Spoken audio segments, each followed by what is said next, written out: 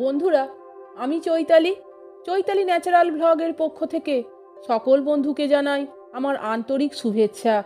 বন্ধুরা, আজও আমি একটি অসাধারণ ভিডিও উপস্থাপন করতে চলেছি। সেটি হচ্ছে, আচ্ছা বন্ধুরা, আপনারা কি জানেন যে দীক্ষা নেওয়ার পরে কেন শ্রাদ্ধ বাড়িতে খেতে নেই? এ প্রসঙ্গে কি বলেছিলেন ঠাকুর শ্রী রামকৃষ্ণ?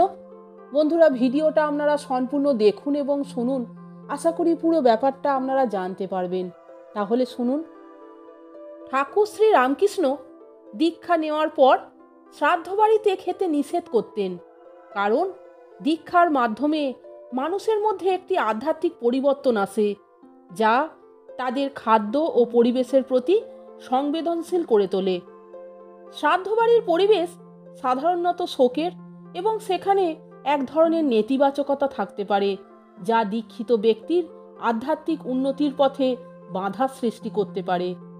দীক্ষার পর একজন ব্যক্তি সাধারণত ঈশ্বর চিন্তায় মগ্ন থাকেন এবং তার মধ্যে এক ধরনের সাত্ত্বিকতা অর্থাৎ উচ্চ আধ্যাত্মিক গুণ বৃদ্ধি পায়। শ্রাদ্ধ বাড়ির যে পরিবেশ থাকে তা সাধারণত ওই সাত্ত্বিকতার জন্য উপযুক্ত নাও হতে পারে। শ্রাদ্ধ বাড়িতে মৃত ব্যক্তির আত্মার শান্তির জন্য বিভিন্ন আচার অনুষ্ঠান করা হয়, যা কিছু ক্ষেত্রে নেতিবাচক প্রভাব ফেলতে পারে। দীক্ষিত ব্যক্তির উপর এই নেতিবাচক প্রভাব পড়ার সম্ভাবনা থাকে, যা তার আধ্যাত্মিক উন্নতিতে বাধা সৃষ্টি করতে পারে। ঠাকুর বলতেন, দীক্ষিত ব্যক্তি যদি শ্রাদ্ধ বাড়িতে খাদ্য গ্রহণ করেন, তবে সেই খাদ্যের মাধ্যমেও কিছু নেতিবাচক প্রভাব তার মধ্যে আসতে পারে, যা তার আধ্যাত্মিক উন্নতির পথে বাধা সৃষ্টি করতে পারে। দীক্ষা গুরু শিষ্যের মধ্যে একটি গভীর সম্পর্ক স্থাপন করে। গুরু তার শিষ্যকে সঠিক পথে চালিত করার জন্য কিছু নির্দেশ দেন, যা শিষ্যের আধ্যাত্মিক উন্নতির জন্য অপরিহার্য। দীক্ষার পর একজন ব্যক্তি তার পূর্বের সংস্কার থেকে বেরিয়ে আসার চেষ্টা করেন। শ্রাদ্ধ বাড়িতে খাওয়া সেই সংস্কারের একটি অংশ, যা দীক্ষিত ব্যক্তির জন্য উপযুক্ত নাও হতে পারে। সুতরাং ঠাকুর শ্রী রামকৃষ্ণ দীক্ষিত ব্যক্তিদের শ্রাদ্ধ বাড়িতে খেতে নিষেধ করতেন, যাতে তারা তাদের আধ্যাত্মিক উন্নতিতে কোনো বাধার সম্মুখীন না হন এবং গুরু প্রদত্ত পথ অনুসরণ করে সঠিক পথে চলতে পারেন। বন্ধুরা, এই নিয়ে একটি কাহিনী অনেক অনেক সাধুরা বলে থাকেন এবং একটি গল্পের মাধ্যমে এটি তুলে ধরা হয়েছে। আপনারা এই গল্পটি শুনুন, তাহলে পুরো ব্যাপারটা আপনারা স্পষ্ট বুঝতে পারবেন। তাহলে শুনুন। একবার এক সাধু ঘুরতে ঘুরতে এক গ্রামে এসে পৌঁছান। সন্ধ্যাবেলা তিনি সেই গ্রামের এক মন্দিরে আশ্রয় নেন। সাধুরা যারা পরিব্রাজন করেন, এখান থেকে ওখানে যান, তারা সাধারণত কারুর বাড়িতে থাকেন না বা শয়ন করেন না। কোনো আশ্রম বা মন্দির থাকলে সেখানেই থাকেন, আর মন্দির সব গ্রামেই সব স্থানেই থাকে। যাই হোক, সাধুটি সেই মন্দিরের পুরোহিতের সঙ্গে কথা বললেন এবং সেখানেই একটি শতরঞ্জি ছিল, সেটা পাতলেন।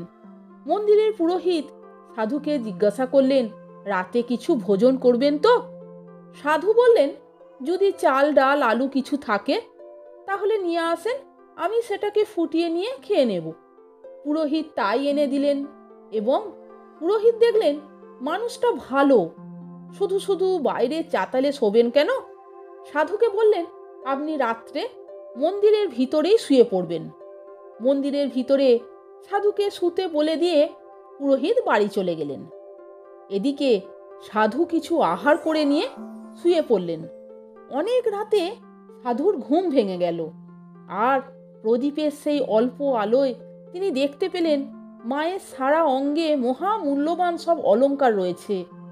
সাধুটির তখন মনে হলো, এই সমস্ত গয়নাগাটি মন্দিরের তো কোনো কাজে লাগবে না, আর আমারও তো কিছু নেই, আমার কাজে লাগতে পারে। এই ভেবে সাধু আস্তে আস্তে মন্দিরের বিগ্রহ থেকে সমস্ত গয়নাগাটি খুলে নিজের ঝোলায় ঢুকিয়ে নিলেন। তারপর খুব দ্রুত সেখান থেকে পালিয়ে গেলেন। প্রতিদিনের মতো সেদিনও ভোরবেলা যখন সূর্য উঠেছে, পুরোহিত মন্দিরে এসেছেন মন্দির পরিষ্কার করার জন্য এসে তিনি দেখেন সাধুও নেই আর মায়ের গায়ের একটাও গয়না নেই। এই দেখে তিনি তো বিকট হাঁক ডাক শুরু করে দিলেন। পুরোহিতের হাঁক ডাক শুনে গ্রামবাসীরা হাজির। পুরো ঘটনা শুনে তারা এতই রেগে গেল যে হাতের কাছে যে যা পেল, লাঠি, বাঁশ, ইট, পাটকেল তুলে নিয়ে ঠিক করলো যেমন করে হোক আমরা সাধুকে খুঁজে বার করবই, মেরেই ফেলবো আজ তাকে। ওদিকে সাধু ও গ্রামবাসীদের হাতে ধরা পড়ে যাবার ভয়ে ছুটতে ছুটতে যাচ্ছেন। এবার ভোরবেলায় তার মলত্যাগের বেগ এসে গেছে। এক পুকুরের ধারে ঝোলাটিকে পাশে রেখে যথারীতি তিনি মলত্যাগ করছেন। মলত্যাগ করার সময় ঝোলাটির দিকে তাকিয়ে তিনি ভাবছেন, এ আমি কি করলাম? আমি সাধু হয়েছি, ত্যাগের জীবন বেছে নিয়েছি, শেষে কিনা আমি মন্দিরের বিগ্রহের গয়না চুরি করে পালাচ্ছি। শেষ পর্যন্ত আমার এই হাল হলো, এতটা অবনতি হলো। আমি তো কোনোদিন ভাবতেও পারিনি যে কখনো চুরি করতে পারি। তিনি ভাবতে লাগলেন যে কেন আমার এমন হলো। যাই হোক, তিনি অনেক ভেবে ঠিক করলেন যে যা হয়েছে হয়েছে, মার খেতে হয় তাও খাবো, জেল খাটতে হলে খাটবো, তাও আমি মন্দিরের বিগ্রহের গয়নাগুলো ফেরত দেব। তখন সেই সাধু তার ঝোলাটিকে নিয়ে দৌড়ে দৌড়ে সেই গ্রামের দিকে ফিরতে লাগলেন। এদিকে গ্রামবাসীরা সবাই যখন মারমুখো হয়ে বেরিয়ে পড়েছে, তারা দেখে যে সাধু নিজেই ফিরে আসছেন।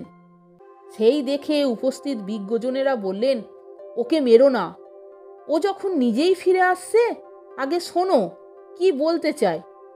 সাধু ফিরে এসে ঝোলা সমেত বিগ্রহের সমস্ত গয়না মন্দিরের পুরোহিতের হাতে তুলে দিয়ে বললেন, আমাকে মারার আগে একটা কথা তুমি বলো যে তুমি কি শ্রাদ্ধের পূজা করো? পুরোহিত বললেন, হ্যাঁ করি। সাধু জিজ্ঞাসা করলেন, তুমি কালকে আমাকে যে চাল, ডাল, আলু দিয়ে গেলে, সেগুলো কি শ্রাদ্ধ থেকে পাওয়া? পুরোহিত বলল, হ্যাঁ, শ্রাদ্ধ বাড়ি থেকেই ওগুলো পাওয়া। কবে মারা গেছে সে? সাধুর প্রশ্নে পুরোহিত বললেন, এই দিন চারেক আগেই সে মারা গেছে। সাধু আবার জিজ্ঞাসা করলেন, কেমন লোক ছিল সে? সবাই সঙ্গে সঙ্গে বলল, ভীষণ দুর্নীতিগ্রস্ত লোক, মহা চোর ছিল সে। এ কথা শুনে সাধু নিজেও বুঝলেন ব্যাপারটা, উপস্থিত সকলকেও বোঝালেন। সাধু শ্রাদ্ধের অন্ন খাওয়ার পরে যখন মলত্যাগ করলেন, শরীরের মধ্যে থেকে খাদ্যের দোষ ও প্রভাব অনেকটা কেটে গেল। শ্রাদ্ধের অন্নের প্রভাব খুবই শক্তিশালী হয়। তা বলে বলছি না সবাই খুব খারাপ লোক, কিন্তু যার মৃত্যু হয়েছে তাকে যখন অন্ন নিবেদন করা হচ্ছে আর সেই অন্ন যখন আমরা গ্রহণ করছি, তখন মৃত্যু পথযাত্রীর সংস্কার, কামনা ও বাসনা যেহেতু খুব তীব্র থাকে, তাই সেই খাদ্যের প্রভাবও খুব দ্রুত অনুভব করা যায়। বিশেষ করে মৃত্যুর পর এগুলোর তীব্রতা আরও বেশি থাকে।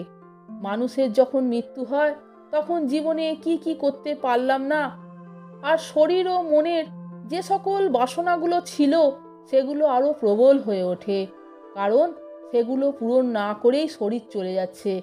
মৃত্যুর পর সেই অবস্থায় তার পেটজনি বা সূক্ষ্ম শরীরটা থাকে। নিবেদন করা খাদ্যে তার প্রচণ্ড লোভ থাকলেও সেটা সে খেতে পারে না, কারণ তখন সে শরীরে নেই। কিন্তু খাদ্যের সাথে যে শুধু স্থূল যোগই থাকে তা নয়, মনেরও যোগ থাকে।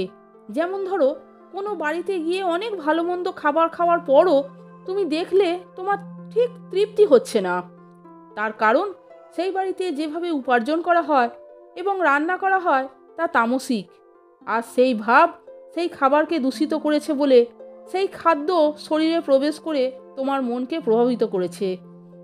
আবার হয়তো কোনো বাড়িতে তুমি সাদামাটা ভাতে ভাত আলু সেদ্ধ খেয়ে যেন মনের মধ্যে একটা তৃপ্তি ও আনন্দ পেলে, তার মানে জানবে সেই বাড়িতে যেভাবে উপার্জন করা হয় তা সৎভাবে হয় এবং একটা সেবা ও ভালোবাসার মন নিয়ে রান্না করা ও খেতে দেওয়া হয়। সুতরাং খাদ্যের সাথে মনের একটা সম্পর্ক থাকে। কি মন নিয়ে খাবারটা নিয়ে আসা হয়েছে, কি মন নিয়ে রান্না করা হয়েছে, তার উপর নির্ভর করছে তার প্রভাব আমাদের শরীর কেমন থাকবে। বিশেষ করে যদি কারো দীক্ষা হয়ে থাকে তার উপর বেশি প্রভাব দেখা যায়, কারণ দীক্ষা নেওয়ার পর সে তার জীবনযাপন পাল্টায়। ধ্যান জপ করে ঈশ্বর চিন্তা করে বলে তার শরীরের মধ্যে এক ধরনের সাত্ত্বিকতা ফুটে ওঠে। তাই যা দীক্ষা হয়েছে সে তার নিজের মধ্যে ওই খাবারের প্রভাব ভালোভাবে অনুভব করতে পারে। শ্রাদ্ধ বাড়িতে যদি বাইরে থেকে বা দোকান থেকে কেউ ফল মিষ্টি বা অন্য কিছু এনে দেয় সেটা খাওয়া যায়, কিন্তু মৃতকে নিবেদন করা বা তার চিন্তা করা যে খাবার, সেই খাবারটা সাধারণত দীক্ষিত যারা তাদের খেতে বারণ করা হয়। তাহলে বন্ধুরা, ভিডিওটা আপনারা সম্পূর্ণ দেখলেন তো এবং শুনলেন তো যে দীক্ষা নেওয়ার পরে কেন শ্রাদ্ধ বাড়িতে খেতে নেই।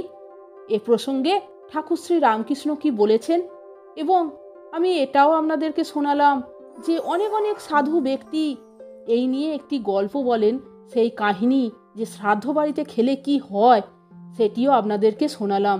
বন্ধুরা, ভিডিওটা যদি আপনাদের ভালো লাগে তাহলে একটা লাইক, কমেন্টস এবং আমার চ্যানেলটিকে সাবস্ক্রাইব করে আমার পাশে থাকবার অনুরোধ করলাম।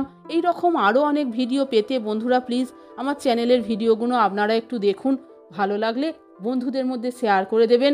আপনারা সকলে ভালো থাকবেন, সুস্থ থাকবেন। আমি আবার আসছি পরের দিন অন্য কোনো ভিডিও নিয়ে। ভিডিওটা সম্পূর্ণ দেখার জন্য আপনাদের আমি অসংখ্য ধন্যবাদ জানাচ্ছি। জয় শ্রী শ্রী ঠাকুরের জয়, জয় শ্রী শ্রী মা, জয় মা শারদা, জয় মা জগদ্দম্বা, জয় মা জগজ্জননী, জয় গুরু, জয় গুরু, জয় গুরু।